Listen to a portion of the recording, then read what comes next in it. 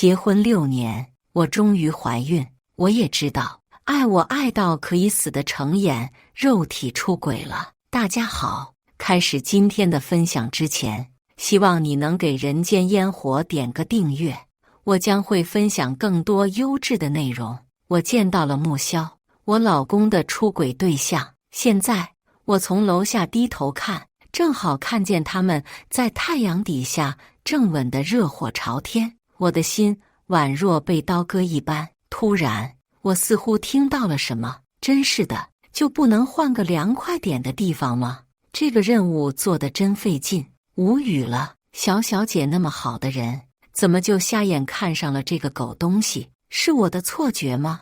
我怎么可以听到穆萧的心声？紧接着，脑海中突然蹦出遇到重要配角，任务升级，请宿主让程衍后悔终生，附赠技能。可听见女配穆萧的心声。听完，我整个人处于一种迷离的状态。穆萧认识我吗？可我并不记得我见过穆萧啊。我恍恍惚惚地将窗帘拉下，我扶着墙慢慢地坐了下来，双手双脚紧紧抱在一起，眼泪不受控地从我眼角滑落。3天前，我从程衍的手机上看到了他们的聊天记录。穆萧给我发了条消息，如果你想知道我和程衍的关系，今天下午就从卧室窗口往下看。原来程衍真的出轨了。我抚摸着我的肚子，那里正孕育着一个新生命。穆萧来找我了，他戴着墨镜，步步逼近，酷拽炫，毫无羞耻之心，但跟他的内心却是截然相反。穆萧扶着墨镜，神色冷淡。徐小姐，我已经怀孕了，程衍他早就不爱你了，你别缠着他了。我听到的却是，我终于跟小小姐讲话了，她会不会觉得我太凶了？啊呀，都怪任务阻挡了我跟小小姐亲近，一切的罪恶源头都是那个狗男人。小小姐，赶紧跟狗男人离婚，这样我就可以跟你贴贴了。我被他吵得脑袋疼，我抬头平静盯着眼前人。你是以什么样的身份？小三。一个阿姨走过，鄙夷地看着穆萧，一个老女人能跟我争吗？穆萧说话，内心却是可恶，我怎么能骂小小姐？这该死的任务。话音未落，程衍挡在我前面，一巴掌就要扇在穆萧脸上。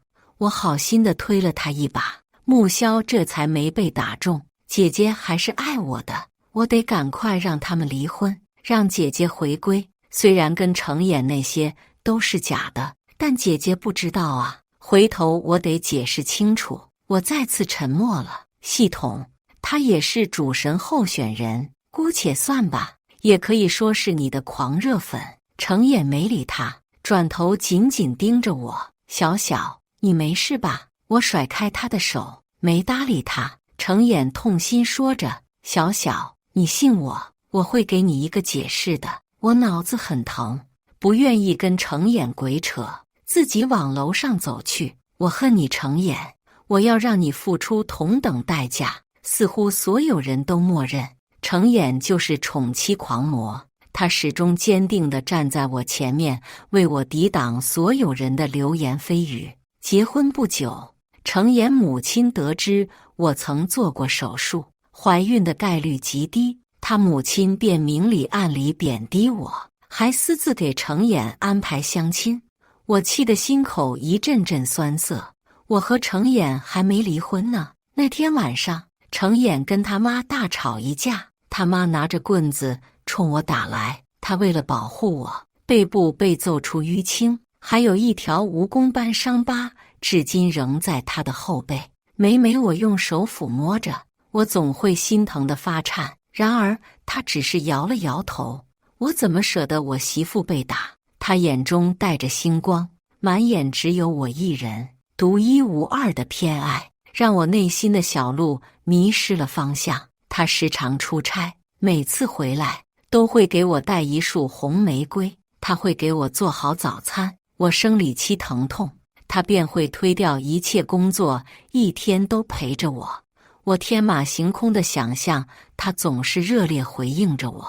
他的世界似乎都在围着我转，日复一日，年年如此。他是真的将我宠到骨子里，我怎么能相信这一切会是演戏呢？我笑得很勉强。系统，你说这一切会是假的吗？我只是个程序，不懂假不假，我自己心里应该早就有答案了。我恍惚间听见系统喃喃说道：“主神，这是你必须经历的。”门被推开了，是程眼回来了。他一如既往地往厨房走去，为我煮粥。我将显示2条红杠的验孕棒递给了正在为我煮粥的程眼。我说：“我怀孕了。”程眼呆愣愣接过，他静止了3秒之后，开始笑得跟个二傻子一样。程眼激动地抱起我，在空中旋转，眼中闪着光，嘴里不停说着：“我要当爸爸了。”完全没有了上市总监的稳重成熟。我能理解他的心情。结婚3年，我们无比渴望拥有自己的孩子，可是无论我们怎么做，我肚子里却是一点动静都没有。我比他大7岁，他如今28，我却已经35岁了。当初他力排众议娶了大7岁的我，这3年来，所有人都在指责我是个不会下蛋的老女人。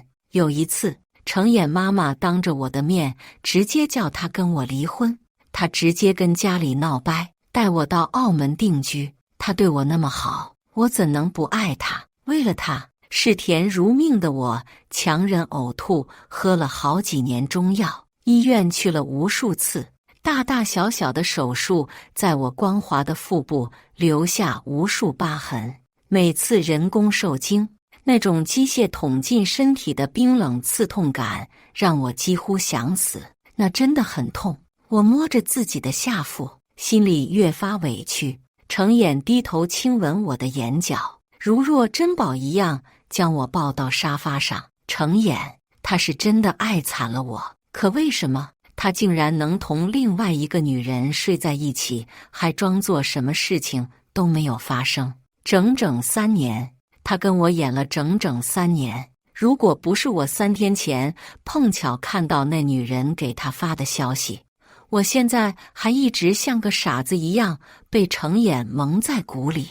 这件事发生后，程眼给我的解释是，穆萧在纠缠着她，她怀孕是假的。可我知道，她对我的好只是为了我肚子里的孩子。程眼跟我保证，穆萧再也不会在我眼前出现。后来，我也确实没有再见过穆萧。我是大龄产妇，孕吐反应比常人更加剧烈，整个人肉眼可见的消瘦。程眼看着我这样子，着急的每日在家中拼命翻生育手册，夜里他也从不敢睡觉，生怕我出什么事情没人照顾。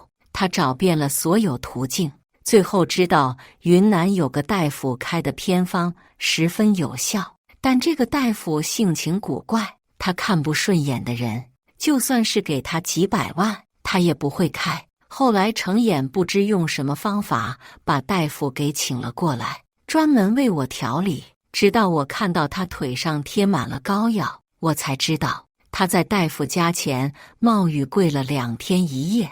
这件事竟意外在媒体上传播出去，人人都说我真是嫁了个好丈夫。小小，这是我亲手熬的酸梅汤，书中说这个对孕反有帮助。他用勺子舀起，细细吹着热气放到我嘴边，他满眼期待地盯着我。我喝了一口便没了胃口。程眼，附近新开了一家花店，你等下陪我去逛逛吧。他身子一抖，但下一秒十分淡定地笑着。花店里面不知有什么过敏玩意，你如今身体不便，如果想要花，我去替你买就可以了。他神情淡定，毫不心虚。程眼靠近摸了摸我的头，小小别沮丧，如果想要花，我等下便给你买些种子回来亲自种，这样你也不会觉得待在家无聊了。他靠近我的耳边低语着，热气让我的耳朵痒痒的，空气中隐隐约约带着一股花店独有的味道。程眼去见那个女人，程眼以为我会因为身孕问题整天躺在床上，不了解外面的情况。刚开始几天，她确实做到丈夫的本分，对我体贴入微。可后来，不知道是穆萧有意还是无意，在楼下开了一家花店。程眼也是默认了，他将花店开在我住的小区里，企图很明显，就是在向我挑衅。花店装扮得真浪漫，店主像极了曾经的我，温柔心细，曼妙的身躯让路人都赞叹不已。我故意说要下楼去花店，他便刻意地阻拦着我。程眼爱我吗？演戏而已。系统任务进度如何？主神已经30%了。他不是想要去妻留子吗？我如他所愿。过了几天，来澳门出差的闺蜜约我小聚一下，说要庆祝一下我要当妈妈和她要当干妈了。程眼不同意地皱着眉头，也想着跟我一起。我拒绝了她。姐妹聚会，你一个男的去添堵吗？打到的士后，她如同老太婆一样对我絮絮叨叨，把我当孩子一样念叨。有事记得给我打电话，还打电话给我闺蜜，叫她一定保护好我，注意别让我吃凉性的东西，尤其别让我喝酒，吃油腻的玩意。她磨磨蹭蹭半天才终于让我走。闺蜜见兜我，笑着调侃：这就是恋爱的感觉吗？你小子有福。话还没说完，看我眼圈红红的，脸色苍白，不知道为什么，我内心毫无感觉，但这具身体却不受控的流泪。他一时慌了神，急急忙忙给我递纸巾，安慰我。我将程眼的事一五一十地告诉他，他气得直拍桌子：好一对渣男贱女！我要去宰了他！如果不是我拦着，他估计要提刀去砍了程眼了。等事情处理妥当后，我便离婚。接着他说要替我出一口气，点了那家花店的花束，并指明要让店主送。于是烈日当头，那女人在太阳底下晒了将近1小时，她苍白的面孔真是让人心疼。我坐在窗口那，突然一个身穿西装的男人走到她身边，只一眼，我便认出了他，是程眼。我的心宛如刀割，牵拉着孩子的胎动几乎让我透不过气。可笑，真是太可笑了。程眼将那女人抱起，用纸巾替她轻轻擦拭额头的细汗，用冰块替她去暑。俊男靓女在大三巴街恋爱向前是如此的浪漫合拍。我见他缓缓吐出2个字：潇潇。随即两人嘴唇逐渐靠近，热烈而开放，欲望终究淹没了伦理束缚。闺蜜将我送回家后，嘱咐我说：我最近都在澳门，有需要就找我，大不了以后我养你。我点点头，便上楼了。看着家里那棵养了6年的勿忘我，周围野草纵横，颓靡之气无一点生机，这似乎在说我的爱情早就支离破碎。我拿着剪刀剪着，剪啊剪，不知不觉满手都是血。门响了，程眼见我这个样子，吓坏了，他着急忙慌地跑到卧室拿医药箱，跪地替我包扎。小小呼呼就不疼了。我闻着他身上散发着阵阵香水味，看着他耳朵上调情留下的划痕，那是在向我嚣张，宣扬他的占有欲。我关心地问了一句：程眼，你耳朵受伤了吗？红红的。程眼下意识地捂住耳朵，闪过一丝慌张，下一刻便无所谓地回答：今早有点痒，用手指挠了一下，估计是那时候留下弄伤的吧。我抽开他的手，笑笑的：那你可得注意了，最近登革热，你小心别被蚊子叮了。程眼如狗狗般笑笑：谢谢老婆大人关心。好讽刺，他是当真听不懂我的话吗？我漫不经心地提起，你记得你当年给我写的那句今后我们只有死别，再无生离吗？程眼顺手将我搂在怀里，坚定而自信，我对你永远忠诚热烈。他说的多么坚定，多么爱我呀！可我再也不会信他一句。有些事如果做了，就不要装作什么都没发生。程眼嘴角颤动，眉头紧锁，将我越搂越紧。你要信我，我是真的很爱很爱你。是啊，他爱我，真的爱我，可他也只是嘴上说爱我，选择性的忽略我的问题。演多了，他也信以为真了。是我想多了，真的以为我这样的人会有人爱我爱到骨髓。我挣脱他的怀抱，我想去我闺蜜那里住几天。你想去便去，那我去替你收拾东西。程眼，你当真觉得我徐晓是蠢货吗？这次我一定要让你一辈子都活在愧疚里。第二日醒来，床边早已没有了程眼的影子，只有桌子上一如往常的一份爱心早餐。我打开纸条，上面写着：小小，临时有事不能送你去了，你注意安全。厨房汤已经热好，你醒来就可以喝了。我撕掉那张纸条，把他煮的东西都倒进两人垃圾桶里。我回到房间拿衣服，在收拾之中，从衣服夹层里掉出来2枚戒指。我蹲下拿起戒指，将它紧紧攥在手里，心脏忍不住抽动。其中1枚戒指内层刻着我名字的缩写，这是程眼跟我求婚时亲自定制的。那时他为了找戒指材料跑了整个澳门。求婚那一刻，我摸着他因连续熬夜肿胀的眼圈了，看着他满脸傻笑地跪在我面前，我觉得我怎么值得一个人对我那样爱。他拉住我的手，一字一句认真吐出，我程眼这辈子只爱徐晓。可如今我看着地板上另外一只戒指，一模一样，只是里面刻着的却是那个女人名字穆萧。心脏的抽痛让我砰地跪倒在地，眼泪不受控地滴落在地上。我跪倒在地上，直到电话铃声响起，我才反应过来是程眼。小小，你在你闺蜜家了吗？我半晌不说话，程眼语气开始变得局促不安。小小，你怎么了？别吓我！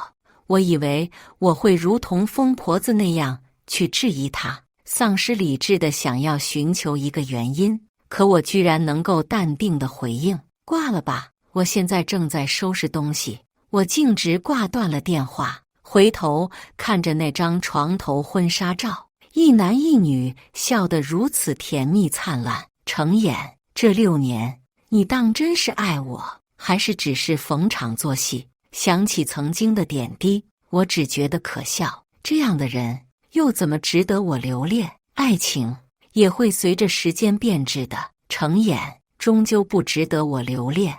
我是主神候选者，无情无爱是我们这一行的标准，而我的任务是让程眼感化值达到100。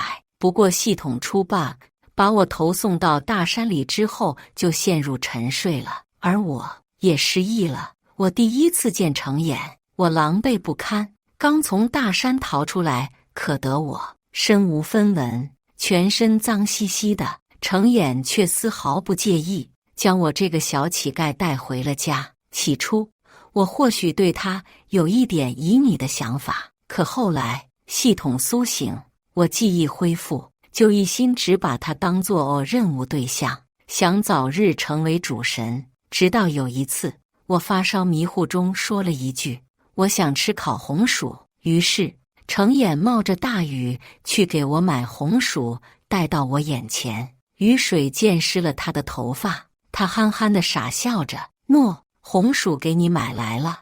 我接过热腾腾的红薯，咬一口，眼泪便如断了的珍珠，止不住地往下流。那一刻，我心湖的中央泛起一圈圈的涟漪来，越来越大，越来越大。我真的爱上了这个人，在我29岁生日那天，程衍跟我求婚了，顶着所有人的压力，坚定地跟我承诺，我程衍这辈子爱徐晓。我同意了。而那一刻，任务完成，感化值为100，系统让我尽快脱离，否则会有危险。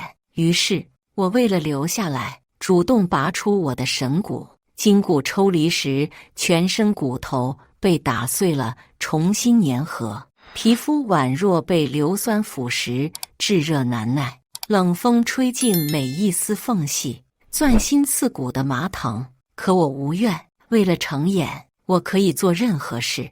当时系统气急败坏，咒骂着我愚蠢、愚不可及。现在想想，自己真的蠢。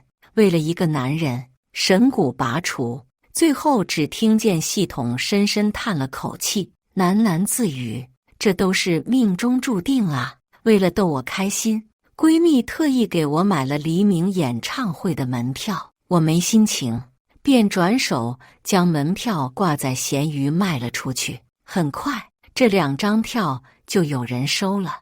我盯着那个转账账户，陷入思考。闺蜜把一份资料放在我面前，我回过神来，下意识地接了过来。我翻了一下，是关于程衍出轨的各种记录，还有那个女人的信息。你叫我帮你查的，全部都在这里。这个女人叫穆萧，是一名叠马仔。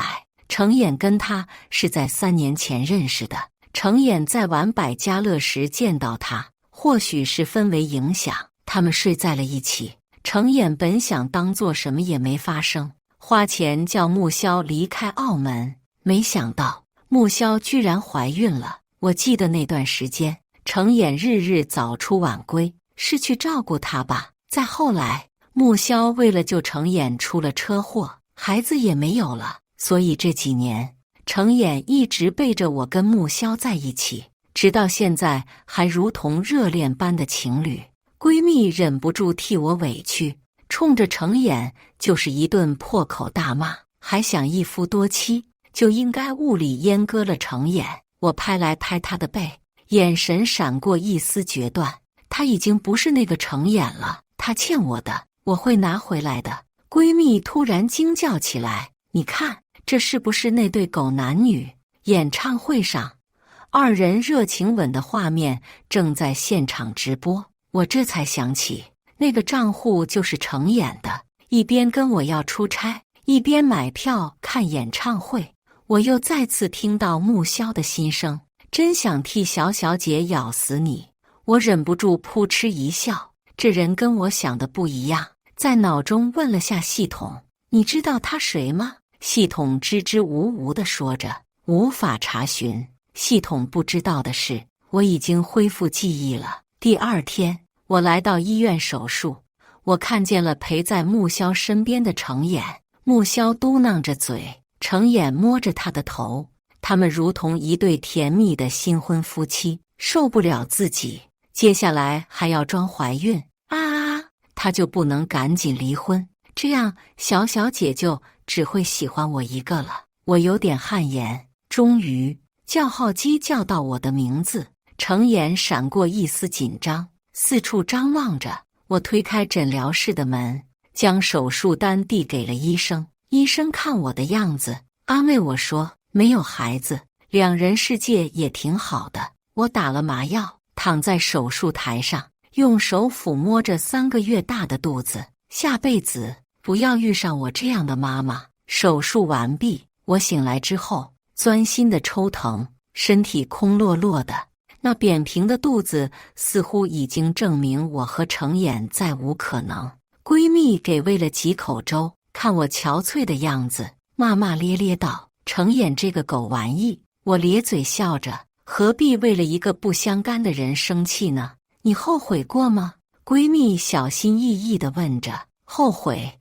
爱情哪有童话般那样美好啊？就是一场赌局，赌对了，潇洒一辈子。不过是我赌输了，别想那个狗男人了。不想，我在脑海自顾自地说着。系统，你说我怎么样才能让一个人痛不欲生呢？当然是让他爱而不得，让他挫骨扬灰。话音未落，门就被踹开了，程眼满眼通红地闯了进来，手上青筋暴起，冲我吼着：“徐晓，你在干嘛？”我满眼讽刺地盯着眼前这个丧失理智的男人。没有眼睛吗？程眼瞪大了双眼，不敢相信几日不见，我变成了这样的冷血无情。小小，我做错了什么？你竟然要留了我们辛辛苦苦才怀上的孩子？闺蜜忍不住破口大骂：“你还有脸问？你自己做了什么？你不知道？”程眼愣了一下，推开闺蜜，跑到我的面前，直咬我的肩膀，双手掐得我生疼。我一巴掌用力甩在程眼脸上：“程眼，不要用你那高高在上的样子质问我，你如果还有脸的话，就应该从我眼前滚开。”我掰开程眼手，字字句句不留情地说着：“你以为你还爱我吗？不过是装久了，你自己都沉浸在其中。”我的话戳中了程眼，他脸一僵。程眼仍旧不甘心质问着：“可你也不能拿孩子开玩笑啊！”我撇过头，从抽屉中拿出一叠照片，甩在程眼脸上，声音冷冷地说着：“程眼，你以为我徐晓是蠢货吗？我们离婚吧！”程眼愣愣地站在原地，不可置信地看着我。离婚？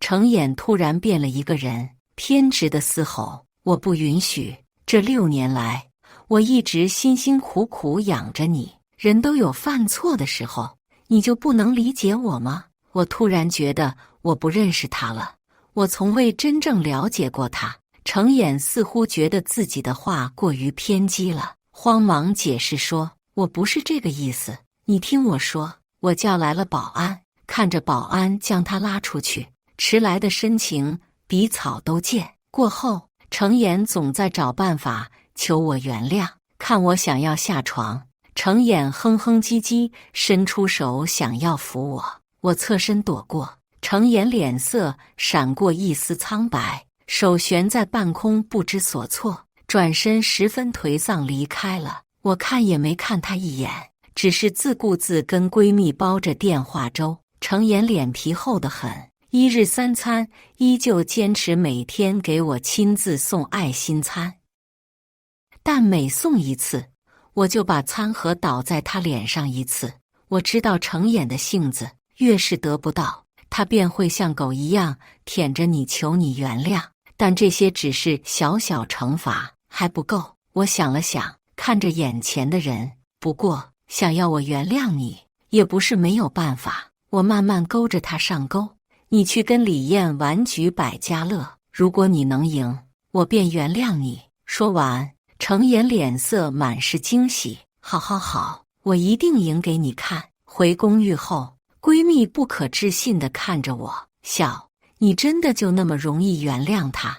我给了她一个放心的微笑：“等着看好戏吧。”程眼虽然在澳门生活了那么久，但从未进去赌场，跟李艳这等赌神比，最后只会输得倾家荡产。穆萧再次来到我面前：“你干嘛还要原谅程眼？你是不是恋爱脑啊？现在离婚不好吗？”我看着他迫切的眼神，调侃：“你是站在什么立场劝我的？”小三。穆萧急了，内心疯狂想着：姐姐你要回归呀，这狗男人怎么配得上姐姐你？我不管，你就得跟他离婚。如果我不呢？姐姐你是主神，怎么可以被一个男人束缚？突然，穆萧像是意识到什么，急忙捂住嘴巴：“别演了，我知道你是谁，说吧，你究竟想干嘛？”穆萧瞪大了双眼：“原来你知道我在做任务啊！”穆萧下意识地岔开主神这个话题，而是跟我解释说，一切都是系统给他安排的。他的任务是让我跟程眼离婚。那我们之前见过吗？没有。上次医院是我们第一次说话。穆萧连忙否认，可内心想法却是出卖了他。你可是养大我的姐姐。我顿了一下，然后冷着脸跟他说：“我会离婚的。你该离开了。”穆萧激动地说：“好好好，我等在空间站等你。”等穆萧离开后，系统蹦出一句：“你想起来了。”我给了系统一个傻逼的眼神。我在家休养的这段时间，闺蜜亲自下厨给我做了很多美食，她想将我重新养得白白胖胖的，只可惜越吃越苍白。时间已经不久了，不对呀，我是按照老中医的药膳弄的，怎么反而更苍白了？闺蜜盯着我，抓耳挠腮。放心啦，这叫做韬光养晦。闺蜜半信半疑，擦了擦手里的水，将传真机放着的纸张拿给我。如你所见，这几天程衍一直在赌场里，场场都赢，他已经有上头的迹象了。我找人故意让他次次赢，就是为了让他内心的欲望不断膨胀。赌这种东西，一旦陷入，就很难拔除。3天后的新葡京内场，此时热闹非凡。我站在一旁，看着桌上的主人公程衍，我听着旁边的人窃窃私语：这小子太狂妄了吧，竟然妄想能赢我们的赌神李艳。不过是连续赢了几天，就不知天高地厚了。我淡定地看着眼前两人博弈，转眼间程衍和李艳桌上都是堆叠着满满的筹码，二者不分上下。不过有眼里的人可以发现，程衍眼神逐渐焦躁起来。不如我们玩个大的，一局定输赢，3张牌，最后加起来点数大的胜出，筹码就是你的全部身家，敢不敢赌？程先生。程衍看了一眼我，随即坚定地说出来。我微微一笑，鱼儿上钩了。程衍翻出一张黑桃 K， 李艳也翻出一张黑桃 A。 程衍松了一口气，继续翻出一张红桃 J。 李艳翻出了最小的方块 A。 程衍呼吸微微急促，现在只要他翻出一张红桃 Q， 他赢面就非常大。全场惊叹。程衍在颤抖之中果真翻了出来。程衍满是得意，赌神也有输的一天。李艳微微笑着，这话说得太早了。在众人错愕的目光中，李翻出了红桃 A， 概率极低的3A。 全场响起雷鸣般的轰炸，程衍满头是汗，腿微软，一下子瘫坐在地。程衍于是被迫在众目睽睽下签下一份合同。如果他仔细看的话，这份合同压根就不是赌场的。我和李艳对视了一下，微笑着。程衍随即四处张望着我，如同丧家之犬在赌场内寻找着我的踪迹。我从远处看见他狼狈地摔倒在地上，嘴里还喃喃自语：怎么会这样？这不可能。这时穆萧跑到程衍面前，不留情扇了他一巴掌。我是不会养着你的，还有我肚子里的孩子也不是你的。穆萧内心却在想，姐姐真牛，把程狗搞得倾家荡产了，我得再加把火。程衍整个人一把掐住穆萧的脖子，两人扭打在一块，最后是程衍被踢中命根子，痛苦地在原地挣扎。穆萧酷炫地转身离开。 Yes， 爽。等穆萧走后，我拿着纸巾走到他面前，伸手递给了他，一如几年前他将我带回家。走吧。程衍抬眼，如同狗狗找到家的激动，迫切地想抱住我。我不动声色躲开。你回酒店洗洗吧，这是卡。我转头拿消毒湿巾擦拭着他碰到的地方。程衍，我要让你彻底体验失去挚爱的撕心裂肺。我将程衍送到酒店后，来到咖啡厅见了李艳。徐小姐，这是你应得的，如果不是你教我方法，今天这局胜负难料。李艳将一张卡和合同递给了我，各取所需吧。这场赌局，我的目的只有一个，就是让程衍不得不依赖我。离开之后，系统出声：宿主注意时间。这几天程衍的衣食住行无不仰仗着我。程衍也想出去找工作，但在我有意安排下，他处处碰壁。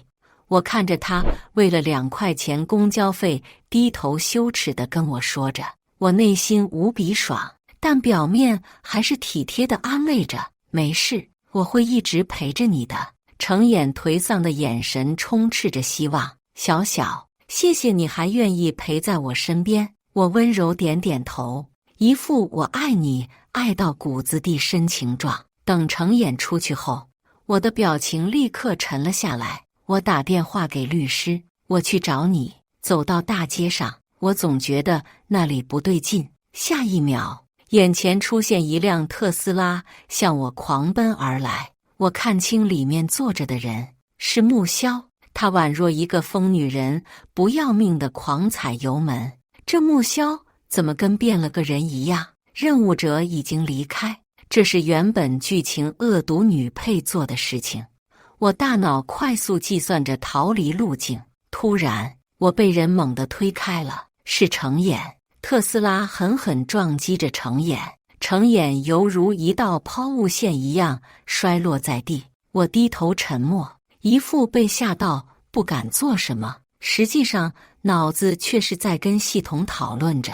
本来我可以完好无损躲开的，被他推那么一下，这下好了，我新做的穿戴甲掉了。宿主，别以为我没看到，你故意的，你早就看到程眼在附近。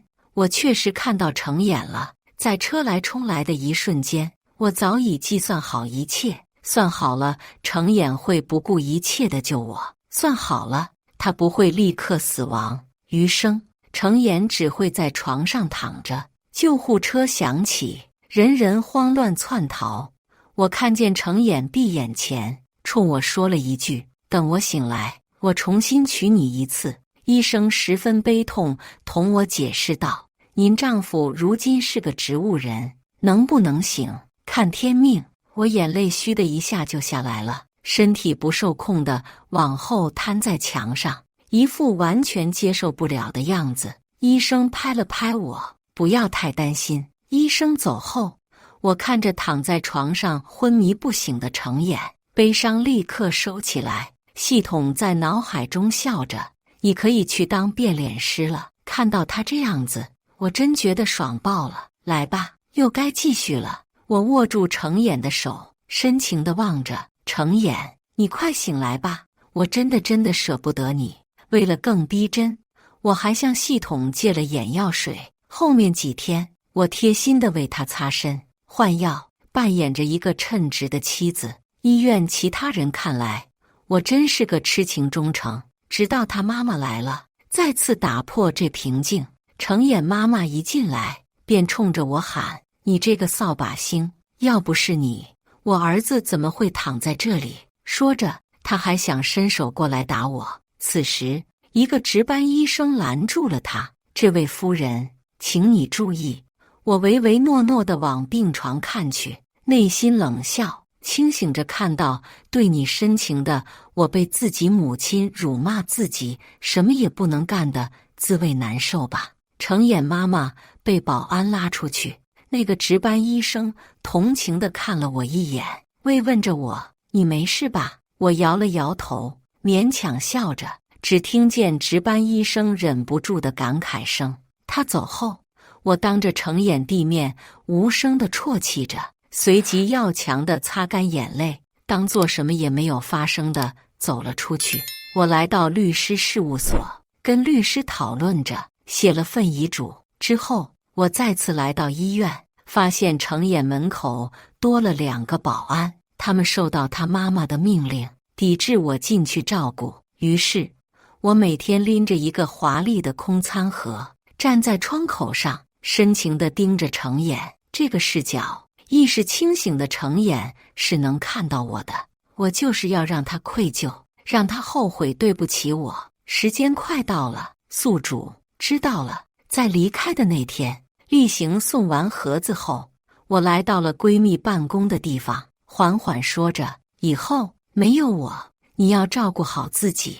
我设置了一封定点发送的短信，收件人：好闺蜜，一切准备完毕。我来到自己住了7年的屋子里，闭眼，任务完成，脱离成功，历劫成功，主神回归。我是在空间站醒来的，睁开眼，我便看到了哭得泪流满面的木萧，他一个熊抱就上来，恭喜姐姐回归，姐姐，我好想你。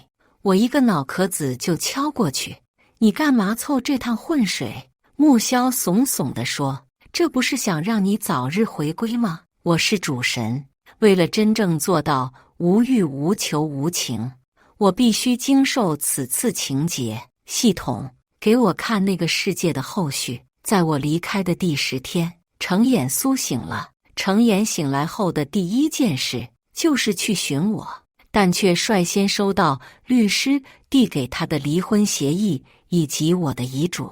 这是他赌场时签下来的那份，是离婚协议书，上面写着：程衍，我财产不多，没钱留给你，所以我只能放你成为自由身。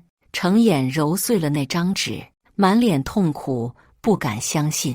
在看到我的骨灰后，程衍崩溃了，如同疯子一样呢喃着：不会的，怎么可能？一定是在骗我。闺蜜对着他扇了一巴掌：你别再猫哭耗子假慈悲，小小对你多好，到死之前都想让你自由，如果不是那次掉孩子，他怎么会死？闺蜜说完，抱着我的骨灰离开了，留下跪在地上捂脸痛哭的程衍。小小，我真错了，你回来好吗？不要丢下我。周衍回忆着这几个月他的行为。徐小留孕的时候，他在跟小三在一起；徐小堕胎时，他在陪小三复诊时；而在听到徐小主动流掉孩子时，他第一反应竟然是责骂、怀疑。在得知他出轨那一刻，他该有那么绝望。一切的一切都是因为他，如果不是他，徐小不会死。他哭得撕心裂肺，头发一夜之间竟然全白了。程衍如同行尸走肉般活着，每天喃喃自语：小小，我错了，什么都不敢。就在他和徐小住了6年的房子待着，他双手抱住脚步，全身上下透露着颓靡的气息。就连他妈妈来劝他，想带他回去，他如同一只发狂的狮子，排斥着所有人。月光好美呀，跟破破烂烂的程衍形成极致反差。程衍笑着：我来陪你了，你会原谅我的吧？我真的知错了。木萧也受到惩罚了，我也是。2天后，程衍被发现死在家中，怀里还拿着一份离婚协议。我漠然地关掉，对于程衍的结局，我一点感觉都没有。我打开闺蜜的投影，那是我死后的当天，她便收到我给她发的短信，以及我留给她的遗嘱。我把所有的财产都留给她，1亿多，够了。从信中，她也知道我做的一切，只不过是在为了报复程衍。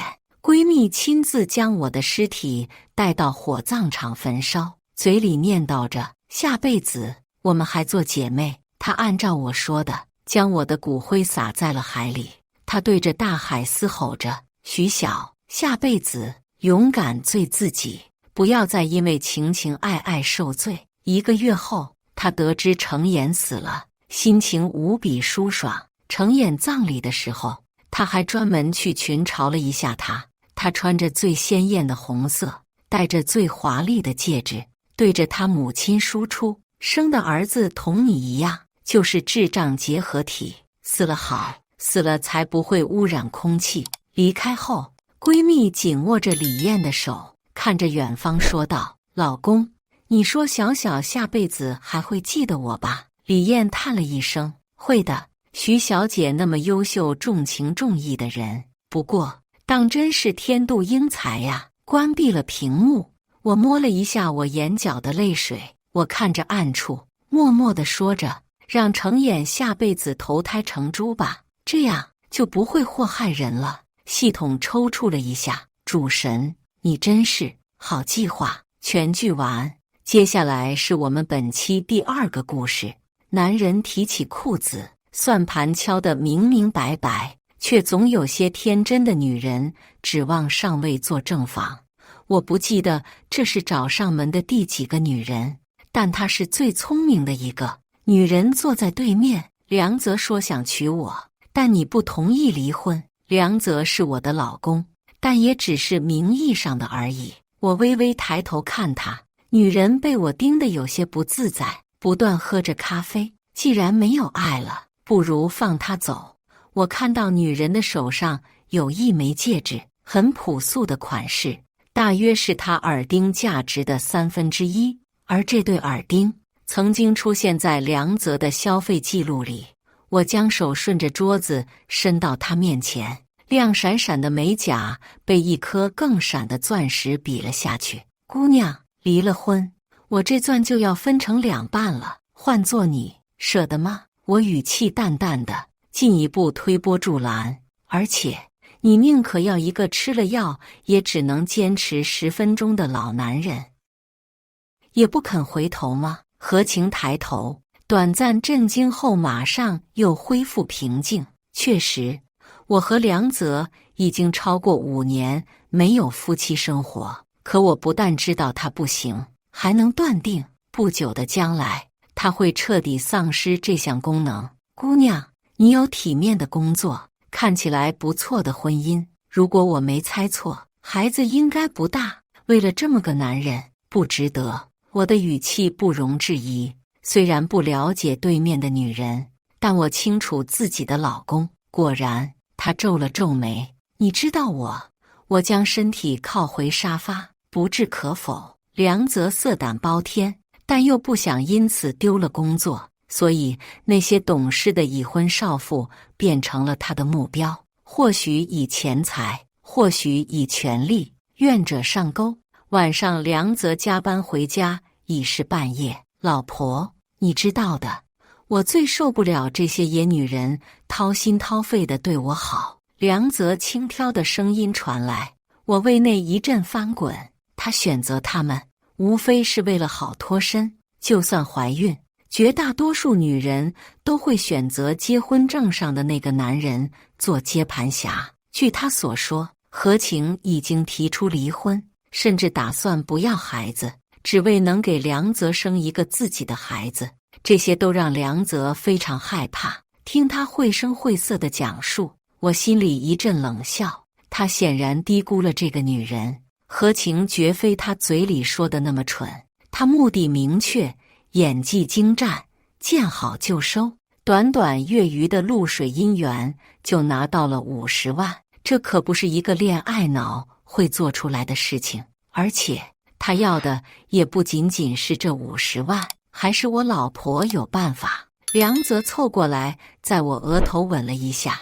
他总是下意识确定我是否厌恶他，而我也很会掩饰自己的情绪。记得结婚前，他当着我妈的面信誓旦旦，红红跟着我受了不少苦，我要是对他不好，就不是人。结果他真的没有做人。第2天，我们一起出门，他忽然问我，咱妈最近身体怎么样？我下意识藏了藏大衣里的黑袖章，挺好的，哪天你有空了去看看吧。他随口应付，看起来成功甩掉旧爱，让他心情不错。我知道他不会去的。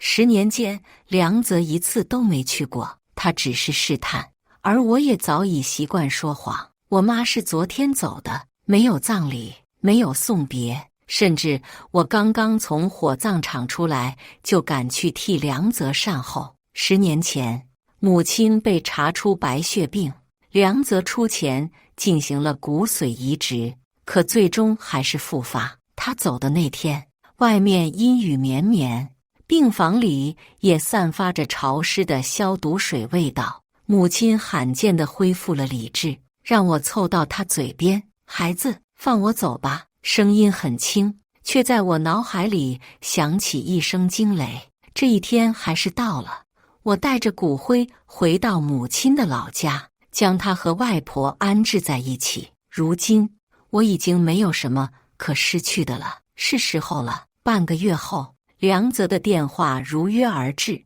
老婆，明天出差，今晚不回家吃饭了。我知道他又有了新的情人，最近是梅雨时节，雨总是淅淅沥沥，惹得人心烦意乱。梁泽的部门新入职了一个姑娘，我见过照片，确实是梁泽喜欢的类型。作为权力的强者，他对这种不对等的感情非常享受，似乎常常以此来弥补穷苦出身所带来的自卑。25岁，小小要是活着，也该是这个年纪吧。我看着何晴发来的资料，自言自语：10年前，女儿自杀。我赶回家时，浴室地板已经被鲜血覆盖，我妈昏倒在走廊里，严重刺激下脑出血，造成意识障碍。入院治疗期间被查出白血病。梁泽不顾我妈的病情，歇斯底里地当着众人指责她见死不救，他才是杀人凶手。那一刻，我仿佛看到了一只发狂的怪物。女儿出事前，我不止一次地在梁泽的手机里发现暧昧的记录，相约高考结束就离婚，只是连我都没意识到，我和他的裂痕早就让这个家分崩离析。女儿自杀的前一天，我还因为他不肯去上学大发脾气，梁泽也怪我过分溺爱，让女儿如此叛逆。我守着女儿的照片，哭到没有眼泪。但凡我多一点关注，再去学校问问，找老师聊聊，也许事情就不会到这一步。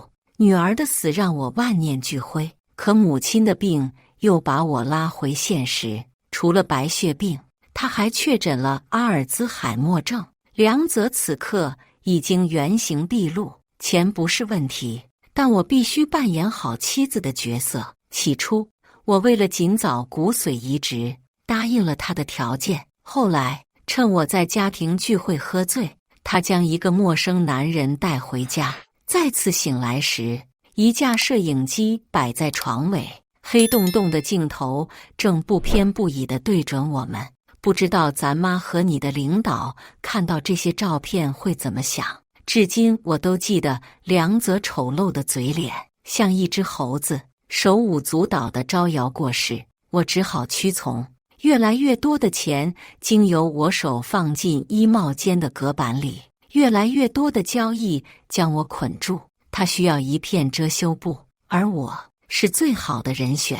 这天，我按照约定时间到了棋牌室，3缺1，赵局长夫人一直联系不上。牌局本就是为了这位夫人，如今正主都不在，自然就散了。隔天，我正吃早饭，微信像疯了一样响起来。原来赵局长的儿子猥亵未成年少女被抓了。新闻里虽然写的不多，但一起打牌的小李绘声绘色的描述，聚众吸食药物，还不止一起。这下他们一家算是完了。这些太太们的消息比男人还要快。省里下的命令严查，赵局长花了好几百万，连个纸条都没递进去。赵公子一开始还很稳，以为父亲会捞他，可一连几日连面都没见到，人就慌了，在里面一顿乱说，连当年高中校园霸凌的事都说了，一下子牵涉了不少人。这个赵家公子和女儿曾经是同班，葬礼时赵局长给了好大一笔铂金，但梁泽私下仍表示过对金额的不满，一直面和心不和，一波未平，一波又起。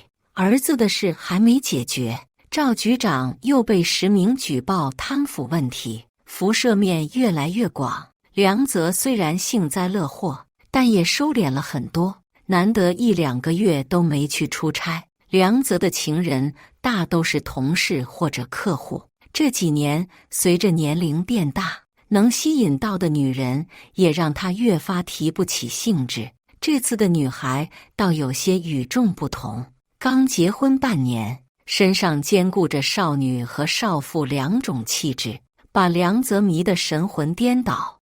偶尔后半夜我还能听到他在阳台打电话，俨然一副老树逢春的恶心嘴脸。我依旧打牌，逛逛街，偶尔出去旅游一圈。梁泽不喜欢我接触太杂的人，怕被有心人利用，所以这么多年我也习惯了浅尝辄止的交际。眼见风头已过，他便迫不及待地带着小情人出差去了。这几天热了起来，我也搬到了海边别墅避暑。往常他出差时基本不会给我发消息，我也识趣的从不过问，但这次却一反常态。后半夜3点，我的手机亮了起来，电话刚一接通，就听到梁泽已经变调的声音：“我撞人了，那辆车在我名下，工作性质决定他不能有太多资产。附近有监控吗？人怎么样？不知道，人没敢看。我这是不是肇事逃逸？看来这次的姑娘本事不小。”让梁泽一把老骨头还能陪他疯到后半夜。听声音，他应该喝了不少酒。我本想隔天去找他，但很快就有信息传来，说他已经解决了。此时已临近中午，刚准备放下手机回去补觉，就有人发来3缺1的消息。炎热的天气让人烦躁，我借口母亲去世，外出散心，将他们打发了。接到梁泽死讯时，我正在和几位夫人打牌。你说你也真是可怜，刚送走亲妈，丈夫又没了。别怪姐姐说话直，这么个男人没了就没了，不值得为他伤心。大家听到消息，纷纷来安慰我，都在同一个圈子里，自然都知道梁泽是个什么德行。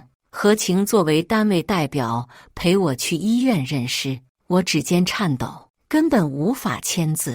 梁泽被送到医院时已经人事不省，但裤子兜里有干洗店的单子，上面有我的电话。疾病走的，没有外伤。何晴如实向领导汇报。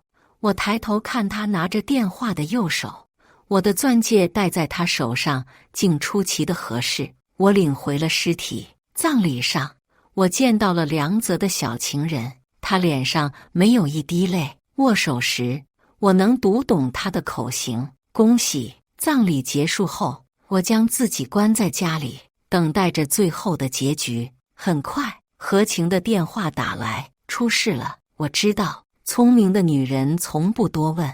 她最后的一句保重，和当时陪我从太平间出来时一模一样。其实，梁泽有外伤，很轻，却很明显，是绳索捆绑所致。人一死，钻戒就不用分成2半了。何晴的眼神掠过我的手，回到尸体上。事实上，梁泽死之前，我们可以说是形影不离。得知他肇事的第3天，我便只身来到小坎村。这个村子是我和母亲的噩梦。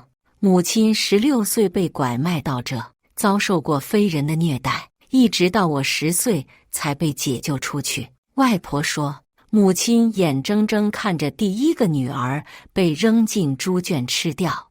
我能被留下，也仅仅是因为那家畜生看到别人家卖女儿换了不少钱。我知道女儿死的时候，他也想救人，但那些可怕的回忆死死地绑住了他的手脚。我是这里孕育出来的恶之花，本以为遇到梁泽之后可以过上安稳日子，没想到他亲手将我推了回来。女儿死后，我暗中调查了很久，我坚决不相信他会无缘无故自杀。当那些视频、照片一点点呈现在我眼前时，我几乎想把那些施暴者撕碎。但最让我绝望的远不止此。视频背景里有男孩叫嚣着：“你爸睡了我妈，你得还回来。”我跪在女儿的墓地，几乎想了断自己。女儿曾经那么多次的求助，都被我看成是青春期的叛逆。她以为我不知道真相，宁可自己受着这一切，也不肯伤害我，直到生命的尽头。然而，更让我震惊的是，梁泽竟然比我知道的还要早。他甚至去过学校，作为受害者家长表态不追究此事。让那群小畜生继续正常上学。我当时沉浸在女儿和母亲的双重打击中，完全不知道她背着我做了这么多。难怪女儿去世不久她就升了部长，难怪赵局长100万的铂金他仍不满意。赵局长儿子出事后，我和梁泽曾经作为校园霸凌相关人员被请到公安局了解情况。梁泽唯恐我知道真相后冲动，一连几天不敢回家，还是我把他叫回去的。女儿都走了快10年了，现在追究这些还有什么意义呢？我语气平淡，似乎是真的看开一样，但每想到他们又潇洒了10年，心里的那根刺就扎得我生疼。为了避免节外生枝，我找到村长，足够的利益和适度的威胁让他没有理由拒绝。以防万一，我还找到了他在市里工作的儿子，捏了些把柄。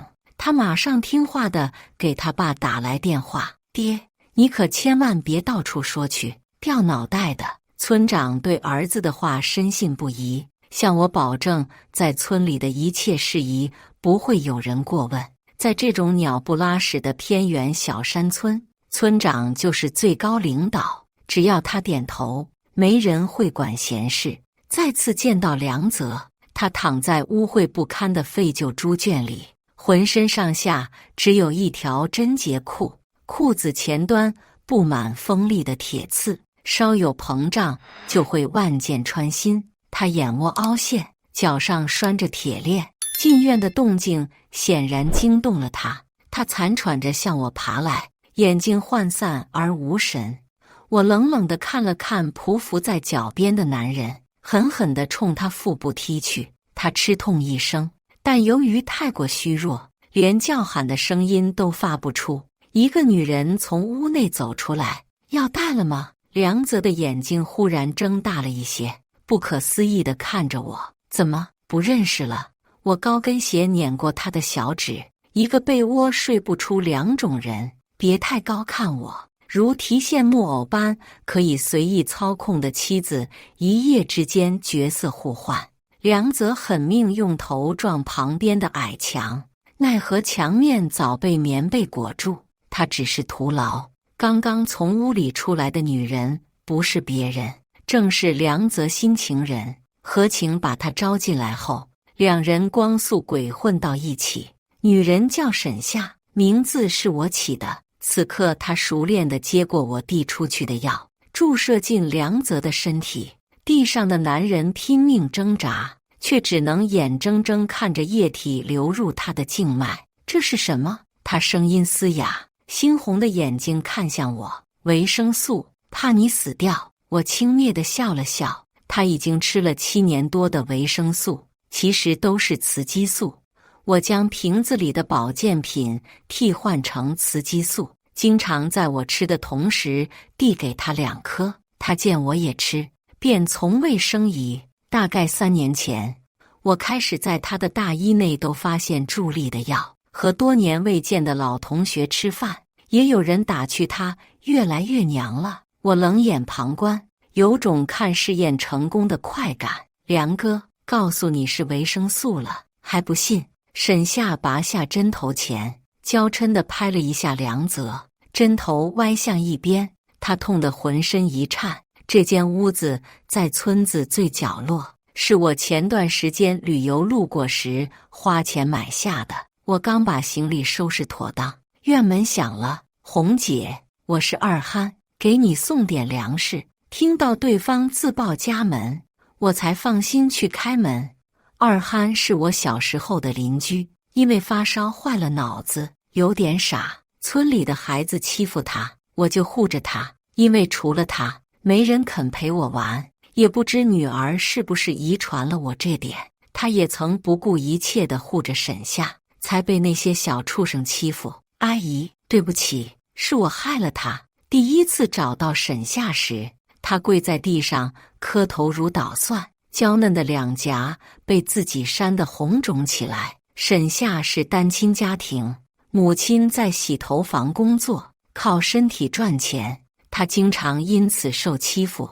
女儿身为班长，总是有意无意地护着她，本来也没什么。直到一次放学值日，一群男生将沈夏堵在男厕所里，企图不轨，被女儿撞见，叫喊声引来了教务主任。领头的男生背景极深，他们只是回家反省了3天，倒是女儿从此开始噩梦缠身。一开始也只是言语挑衅，直到其中一个男生认出梁泽是他父亲，事情便一发不可收拾。他们笃定女儿不希望父亲的丑闻被贴满大街小巷，捏住这个把柄，让他痛不欲生。沈夏和女儿不止一次地找到班主任，但他认为这是同学之间正常摩擦，屡次将他们搪塞回去，甚至以成绩下滑严重为由罢免了女儿的班长职务。梁小小到后面一直把我往外推，沈夏哭着说，女儿怕连累别人，后面开始独来独往。案子发生后，甚至先有人还记得沈夏这个人。我让二憨把粮食放好，沈夏利落地开始做饭。我走之前去看了看你妈，听到我的话，沈夏切菜的手悬在空中，半天才连同眼泪一起落下。沈夏母亲前几年查出了艾滋，瞒着我们不让知道，还自作主张去勾引了女儿原来的班主任。那个老头的免疫系统被破坏，很快被查出别的病，他的儿女得知后避之不及，老头只好卖房子治病。梁泽车祸第2天，老头的大儿子签了放弃治疗同意书。那天我买了束花放到沈夏妈妈的墓前，还记得她临死前用干枯的手抓着我，嘴角扯动。妹子，我找过梁泽，但他看不上咱。看吧，现实就是不公，弱者想用生命复仇，甚至都无法走到施暴者面前。这么多年，我把沈夏藏在隔壁城市，改名换姓，偶尔借着旅游的幌子去看看他们娘俩。除了母亲，他俩倒成了我在这个世界上的亲人。沈夏本来是个挺柔弱的姑娘，转校后她偷摸去学了跆拳道，大专报的护理专业。我眼看着她越来越强大，可以保护照顾妈妈，这本来是件挺欣慰的事。可没想到2年前，这丫头差点酿成大祸。我在监视当年几个当事人的时候，正好撞见沈夏。我从未见过她那般凶狠的眼神，下意识扯过她的包，果然里面有把匕首。你有想过杀了她？你怎么办吗？我气得胸口疼，却想不出任何责怪的话。孩子只是想报仇啊，20出头的小姑娘，哪有那么多钱和人脉扳倒一个个大人物？我有计划，你配合我。为了稳住她，我只好假意哄骗，可谁成想竟一语成谶。我花钱送她去了一家非常高端的疗养院，赵局长的母亲是院内的高级客户。沈夏趁着上门为老太太护理的空档，溜进赵公子的房间，拿到了他的聊天记录。聊天记录里的每个女孩我都联系过，以招募主播的名义见过几个，但不出我所料，没有人愿意起诉，没有女孩愿意将自己的伤痕暴露在大庭广众，供他人评判。他们觉得自己并不是完美受害者，甚至有人觉得是自己有错在先。无论我如何劝导，如何低声下气，他们仍怯生生地拒绝了我。那段时间，连梁泽都察觉到了我的不对劲。为了防止他生疑，我只能谎称单位不随心，顺势直接辞了职。就在我一筹莫展的时候，网上忽然出现一个匿名帖子，里面以受害人闺蜜的身份控诉了赵公子的低劣行径，时间地点之具体，仿佛亲临一般。一旦激起千层浪，评论转发者无数。事情发酵的第2天深夜，便有一个我曾经联系过的女孩实名指认，甚至提供了照片、微信截图，热搜被挂在第一的位置，长达3天。终于，赵家落马。听说搜查时，在赵老太太的房间里发现一部手机，里面有大量不明收入的照片和相关人员名录。那是我这么多年收集到的证据，真真假假都被记录其中。沈夏特意放在老人房，被自己的亲生母亲实名举报，想想就刺激。赵局长当年纵容自己的儿子在学校里只手遮天，女儿死后，他联合几个家长对梁泽施压，100万就买了我女儿一条命。如今，我也要让他尝尝失去至亲的滋味。新闻爆炸的那晚，我拨通了沈夏的备用手机。那篇匿名帖子是你发的吧？警察找过我，没事，只是被封号了。她用闺蜜的口吻发帖，事后又有人站出来提供证据，所以沈夏并没有受到处罚。电话那边的语气忽然轻松了几分，封号也好，就没人能找到我了。在这件事之前，我只是让他帮我打探些消息。20出头，大好人生才刚刚开始，我舍不得毁了他。可从这件事看，沈夏显然不这么觉得。他对我说，他活着就想替梁小小报仇，我不肯帮他，他就去找那些人鱼死网破。我雇人制造了那起车祸，梁泽喝了很多酒，他势必不敢下车查看，但我买的行车记录仪附带上传云端功能，万一最后走上了我意料之外的路，至少这份视频还能作为我的筹码。农村的夜晚很静，猪圈里窸窸窣窣的声音伴随着痛苦的呻吟声。沈夏在我来以后就回去继续上班了。我用梁泽的手机给他的领导发了信息，说有些私事处理，梁泽惯会阿谀奉承，所以领导对他平时的所作所为也大都睁一只眼闭一只眼，并没有细究。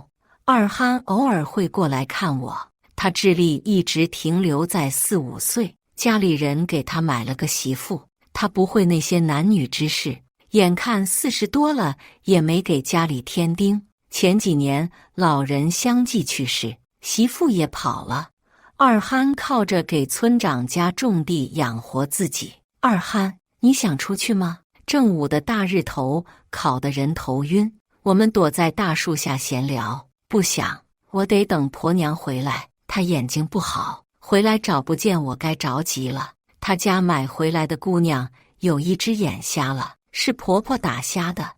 二憨每天有空就去村口守着，可他不知道，他的婆娘再也不会回来了。恨透的人怎么可能再回头？当年，一个满头白发的男人跪在外婆家门口，被舅舅打得满脸血也不肯走。那是我血缘上的父亲。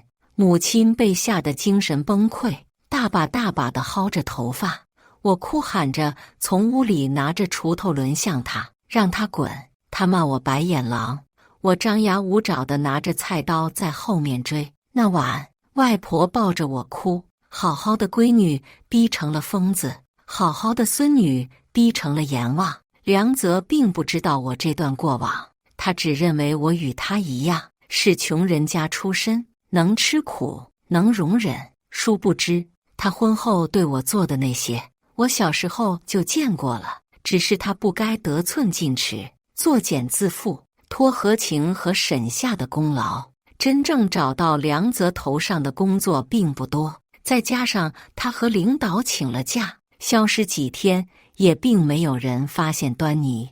又是一天正午，梁泽的手机收到消息，我到了，你在哪？我关掉手机，黑色的屏幕映出我阴沉的脸，倒是和小时候的自己有些相像。发消息的人就是当年凌辱女儿的男生母亲，叫张敏，也是梁泽一直的情人。一开始，两人的关系很单纯，狗男女各取所需。可女儿自杀的事让张敏不得不求到奸夫头上。可想而知，梁泽怎么可能只要那些鱼水之欢？张敏为了儿子的前程，转身投奔了更大的靠山，不但为梁泽博了一个部长，还给自己找了一个新老公。这么多年，两人狼狈为奸，被窝里发展出来的坚固情感逐渐延伸到名利场，捆绑在一起的利益也越来越多。我利用梁泽以前发过的语音剪辑好，将张敏约到离村子不远的一处废弃景区。他以为开一辆普通的本田就能掩人耳目，可这种穷乡僻壤，轿车都是极扎眼的存在。远远的我便看到他的车缓慢驶入长满荒草的停车场。梁泽的手机也亮了起来，3个未接过后，张敏似乎失去了耐心，再一次发动了汽车。我手下一紧，就听到刚压过出口的本田发出砰砰2声，前胎爆掉。车里的张敏显然吓得不轻，愣在当下，好几分钟没有动静。我的简易望远镜里，他拿起手机，似乎拨通了电话又挂掉，不知道是不是想起来梁泽的信息。这次的事很严重。就在我犹豫要不要继续施压时，他的车门开了。张敏警惕地探出头，四下张望后下车，小巧的高跟鞋被地上的石子卡住，险些跌倒。他将手伸向空中，似乎是在寻找信号。我见时机成熟，一个箭步冲上前，抢下手机，头也不回地跑进一旁的玉米地。哎，张敏的声音才发出来，我就已经从他的视野里消失了。我蹲在玉米地里，一边仔细听着周围的动静，一边趁着屏幕还没锁上查看刚刚的记录。果然，他的电话没有接通，微信也由于我身上的微型信号屏蔽器，没能成功发出。我顺着玉米地回到村里，张敏丝毫的咒骂声越来越远。我并不在乎他如何回去，只希望这个贱人不要自作聪明地去报警。我放下手机，看了看院里的男人，眼见梁泽的小腹越来越大，推到眼前的饭菜也难以下咽。他用微弱的声音一遍遍央告：“求你放了我！凭什么？”我居高临下地看着他，家里那些金条、现金都给你，房子也给你。他努力用手撑着身体，勉强说完，就再次趴在地上。我歪头看着他可笑的模样，你不觉得作为遗产更稳妥吗？我亲爱的老公。他颤抖着张开嘴，想拼尽全力过来抓我，却被一旁的铁链狠狠绊住。这就受不了了。当年拿亲生闺女换前途的魄力呢？拿照片威胁我的狠劲呢？我一脚踢翻了食盆。梁泽，我辛辛苦苦怀胎10月生下小小，那是我的女儿，轮得到你做主拿她换前途？就算你死了，也赎不了自己的罪，烂命一条，你不配。他断断续续地发出嘶哑的声音：杀了我，你也得赔命，赔命，为你这种人赔命。放心，你死了以后，我一定长命百岁，帮你把钱都花了。梁泽还想继续说，但腹部的疼痛让再次蜷缩成一团。他曾经术后常沾连，医生嘱咐过以后吃饭不要囫囵吞枣。前几日我接连给他塞下整颗的咸蛋黄，看症状大概是诱发了肠梗阻。他已经从初期的呕吐、腹痛，逐渐开始腹部膨胀，宛若一个怀孕的男人。我将衣服扔给他，松开身上的绳索，任由他一点点往外爬。除了最初3天他会疯狂挣扎，脚腕处有些磨损的痕迹，后面几天在安眠药的作用下，链子也是不时之需。近10天的饥饿和精神折磨，让这个本就外强中干的男人几乎分不清现实和梦境。万一过几天被别人捡到，大概率会以为他是个拾荒的老人而已。记忆拉回现实，门铃响了，我被带走接受调查。网络上一封打着马赛克的举报信被传得铺天盖地，但信的落款却无比清晰。举报人梁泽。早在囚禁梁泽之初，这封列满罪状的检举信就被我分别寄到各处。如今趁着当事人死亡，被有心的媒体夸大利用，终于开始发酵。张敏不出意外地被传唤，沿路监控记录调出后，他变成了梁泽最后接触的人。接连不断的案子让领导不敢姑息。虽然最后并没有证据证明张敏害死了梁泽，但他为了洗清杀人嫌疑，只能将其他事解释清楚。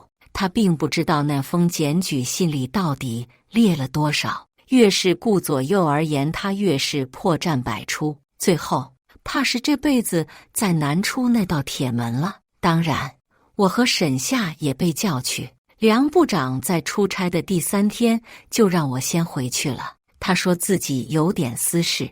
沈夏按照事先安排好的，将行车记录仪的数据交给警方。如果沈夏太干净，反而不利于他脱身。所以，婚外情和肇事逃逸的事自然也被牵扯出来。行车记录仪里有伪造的对话录音，可以证明梁泽曾亲口让沈夏把车开回市里，他要等一个老朋友。比起打字，梁泽更喜欢语音或者通话。殊不知，这些更利于我剪辑拼接。沈夏是一个蓄意接近领导的狐媚女人，并在梁泽肇事逃逸后知情不报。但好在她态度积极，赃款也都如数退还。并且肇事车辆的实际驾驶人也不是他。批评教育后就放了出去，而我作为一个贪官的家属，自然有许多推卸不掉的责任。其中最大的疑点就是我曾出现在梁泽死亡地点同方向，相隔数十公里的另一个村子附近。我在那有栋别墅，房产正在保险柜里，相信你们已经查到了。我直视着对方的眼睛，我不需要撒谎。别墅是3年前购入的，这样的房产我还有很多。我的听话顺从让梁泽对我越来越信任。我开始拥有连他都不知道的东西。如何躲避监控进入实施地也早就在我的计划中。即使市区的监控已经普及，但仍有很多山区的小路连白线都没有。这些天我不辞辛苦的往返，制造海边别墅一直有人的假象，就在等他们问我这个问题。我没有背景，没有靠山，只有给每一步都留下退路，才不至于满盘皆输。关于我和梁泽的通话记录，我也一五一十的解释。他给我打过电话，说不小心撞死了人，但是已经找关系帮他解决了。不必我言明，所谓关系，指的是张敏在省里任职的老公。梁泽死于疾病，死前肇事逃逸，最后一个可能见过的人是张敏。按照他以往的作风，趁机威胁梁泽也不是不可能。毕竟他的前夫死因扑朔迷离，就连梁泽也有些忌惮这个女人。相比之下，我几乎没有攻击性。我积极配合调查，将家里的财产如数上交。一个没有工作、没有亲属、没有朋友的女人，每一滴眼泪都是对今后生活的惶恐。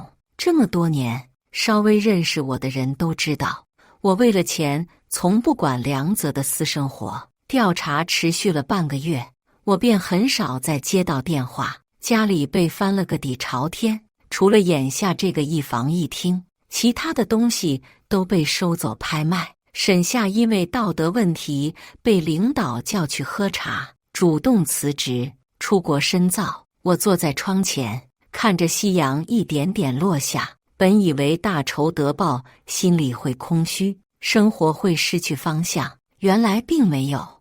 我的心比以往任何时刻都畅快，我已经没有遗憾了，仇恨不会放下，必须一报还一报。当然，我也做了真相败露的准备。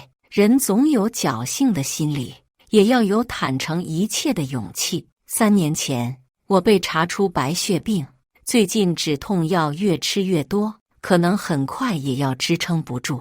我也曾被问过为什么不治疗。当一个人目睹挚爱经历排异的痛苦、复发的揪心、求生的挣扎和求死的决心，一点一滴都历历在目，怕是没有勇气再重复一遍了。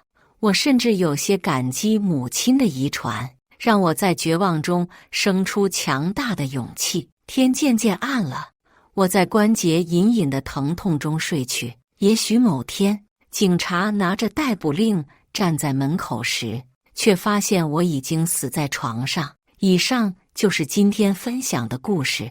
大家有什么想说的、想吐槽的，欢迎在下方评论交流。也更希望能给人间烟火点个订阅，我将会分享更多优质的故事内容。